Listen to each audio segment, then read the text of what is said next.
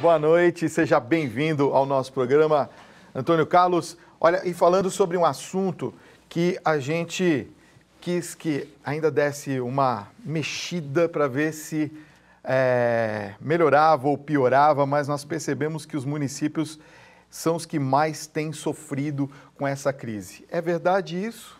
Com certeza, porque os municípios são aquelas unidades governamentais que estão mais próximas do cidadão e que cuidam do dia a dia do cidadão, da sua rotina. Aonde o cidadão vive, aonde ele se realiza, aonde ele trabalha, aonde ele diverte, aonde ele cuida da sua família, aonde ele zela pelo seu ambiente, são as prefeituras que cuidam desse ambiente local. Na medida que o Brasil vive essa crise econômica que está vivendo, que o dinheiro fica curto, né? O dinheiro está difícil para todo mundo, as prefeituras recebem menos repasse do governo federal.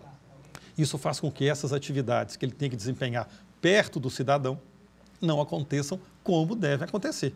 A qualidade do serviço cai, o serviço diminui, alguns serviços são paralisados, outros são suspensos, enfim. O tumulto que isso gera na vida do cidadão é muito grande. Então, sem dúvida nenhuma, o principal reflexo da crise está ali, né, na rotina diária de cada um de nós, nas cidades onde nós vivemos. Agora, doutor Antônio Carlos, uma coisa que me parece algo em cascata, né? E sempre arrebenta a corda do lado mais fraco. Agora a gente está vendo uma campanha do governo federal, principalmente nas mídias, falando a respeito, inclusive, meio que tocando um terrorismo emocional nas pessoas. Olha, se a gente não fizer a reforma da Previdência, quebra o país. Quer dizer, a crise, ela chegou neste ponto para a gente perceber que nós temos que mudar alguma coisa? Olha, é lógico que neste momento de dificuldade, o governo muitas vezes lança a mão e pode exagerar de algumas situações para poder alertar para o tamanho da crise, né? Não acredito que seja nesse ponto a reforma da Previdência. É necessária alguma reforma? Mas não nesse ponto. Acredito que a reforma deva ser feita. Há, né, questões a serem colocadas contra o que está sendo encaminhado. Não quero aqui polemizar e nem entrar nesse tema especificamente. Mas, realmente, a crise econômica é gravíssima. É gravíssima porque o descontrole do governo fez com que o país gastasse mais dinheiro do que arrecada. E chegou uma hora que tem que se pagar a conta. E, infelizmente, começam a apertar justamente as pontas mais fracas. Então, os municípios sofrem mais. Nós vivemos um sistema brasileiro, é um sistema altamente centralizado. É uma federação que não funciona na prática. Federação é sinônimo de descentralização. O Brasil funciona ao contrário. É tudo centralizado em Brasília, tudo centralizado no governo federal. Praticamente 60% que se arrecada no Brasil inteiro fica em Brasília. Os municípios ficam só com 17% e os governos estaduais em torno de 25%, 26%. Então, há uma excessiva concentração de dinheiro em Brasília e esse dinheiro teria que voltar para os municípios através de política pública, através de ações na saúde, na educação, no meio ambiente, assistência social, enfim, nos diversos programas que são criados. O governo federal burocratiza demais esses programas, o fluxo do dinheiro é difícil de ser efetivado, né? O dinheiro está longe da realidade. O Brasil profundo, o Brasil gigante, o Brasil distante, não tem acesso a esse dinheiro com facilidade, cria-se várias etapas e várias dificuldades para que esse dinheiro possa ser realmente aplicado lá no município, de modo que, na medida em que o dinheiro ainda fica menor, lá na ponta não há a mínima possibilidade do dinheiro chegar. Entendi. Então, o brasileiro comum é que sofre, o brasileiro simples é que sofre, porque ele é que mais precisa dessa máquina pública funcionando. E ela está parando de funcionar. Aliás, o Brasil tem dois problemas graves que potencializam a crise econômica. Uma é a questão política. Nós temos um sistema político defasado, ultrapassado, que produz uma classe política que não dá conta do recado.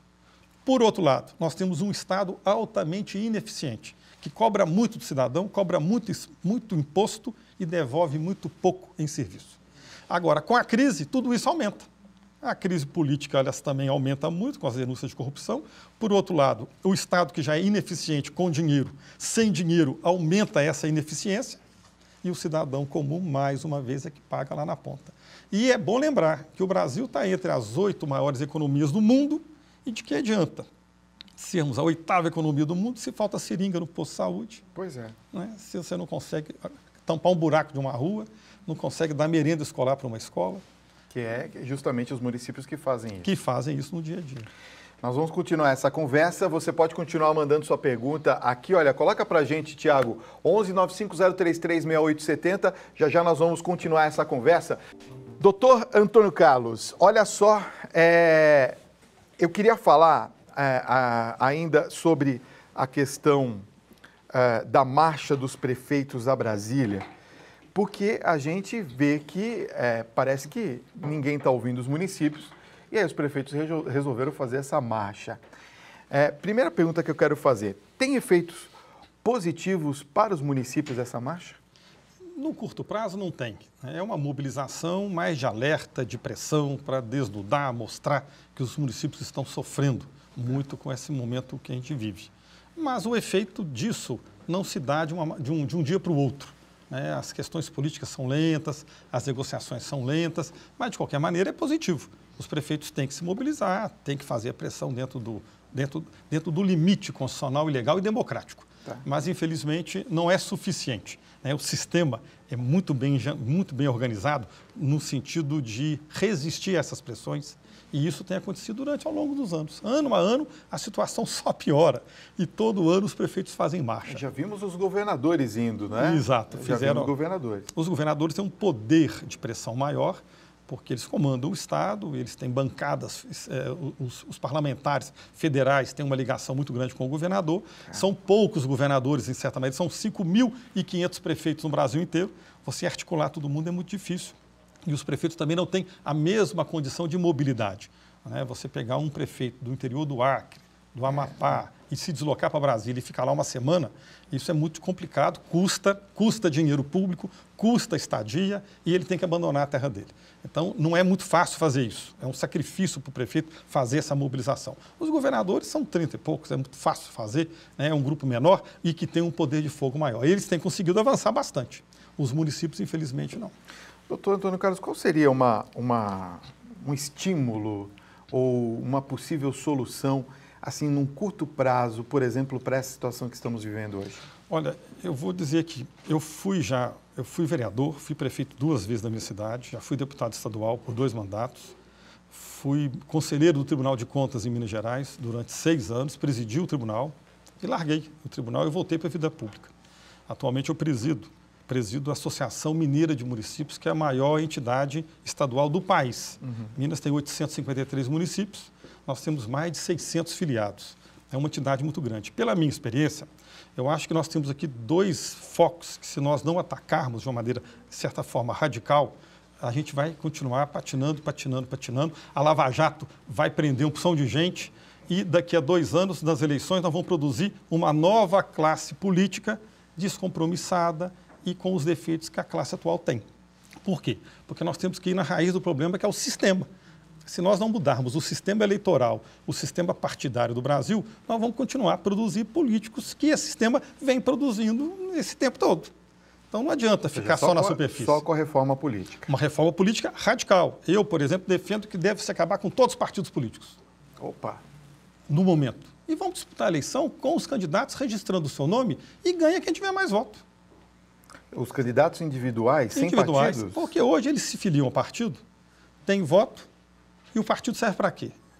Ele não obedece o partido não tem credibilidade, ele muda de partido na hora que quer, depois que ganha ele não segue o partido. Nós temos mais de 30 partidos, esses partidos não têm legitimidade nenhuma, não representam ninguém, são entidades burocráticas que servem para confundir com um sistema proporcional confuso, em que você vota num, mas elege o deputado do outro partido que está na coligação. Ninguém entende esse sistema.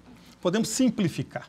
Começar do zero. Não que a gente tenha que viver sem partidos, mas num primeiro momento vamos zerar o jogo. Vamos acabar com esses partidos que estão aí. Todos os candidatos que queiram ser candidatos se registram o seu nome na Justiça Eleitoral, disputa a eleição. Numa Assembleia que tem 80 parlamentares, os 80 mais votados estão eleitos. Sistema simples. E a partir daí se organiza o quadro partidário do zero, com um sistema renovado, sem os vícios desse sistema atual, que está superado, está realmente prestando um desserviço à nação. Os partidos hoje estão desmoralizados. Então, as pessoas estão fugindo dos partidos. Pois é. E por outro lado... O assunto política está complicado. E por outro lado, nós temos uma federação altamente confusa, em que você não sabe direito o que é função da União, o que é função do governo estadual e o que é do município. Um joga para o outro e você não sabe quem banca, quem não banca, quem é o responsável e quem não é. Isso gera essa desorganização de um Estado ineficiente que não cumpre o seu papel. Então é preciso separar melhor essas funções e o que é o recurso de cada um. É preciso dar a atribuição, mas dar o recurso correspondente. E hoje, infelizmente, não é assim. E também nós precisamos rever um pouquinho a relação entre os poderes. O Poder Judiciário, o Poder Legislativo, o Poder Executivo, hoje no Brasil, vivem também trombando. E ao invés de cuidar das políticas públicas e de governar o país, eles ficam gastando energia e tempo para se manter no poder e preservar o seu espaço de poder. O Estado brasileiro não pode se prestar a isso. A função do Estado é servir ao cidadão. Então, precisamos organizar um pouco mais isso e se a gente não for no coração da matéria, nós vamos continuar aí patinando uma reforminha aqui, outra ali e os problemas se avolumando. Doutor Antônio Carlos, muito obrigado pela sua presença nessa noite no Tribuna, viu? Muito obrigado pela presença.